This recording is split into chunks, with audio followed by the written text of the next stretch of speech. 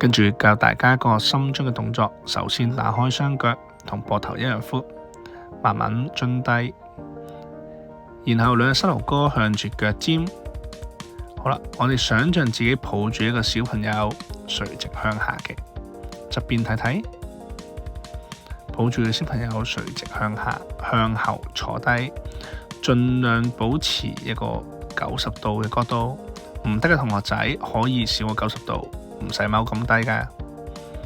再喺側邊睇多次，慢慢坐落感覺。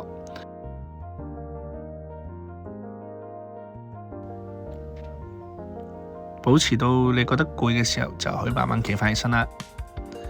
如果想加強訓練嘅感覺，我哋會加多條橡筋帶，兩隻手拎好，踎低企起身，踎到最低嘅時候，保持橡筋帶係一個繃緊嘅狀態，咁個效果就會更加好噶啦。喺側邊再睇多次，先踎低拎好，腳踭踩穩地面，由腳踭開始發力，唔好喺腳尖度發力，咁就會更加好嘅效果噶啦。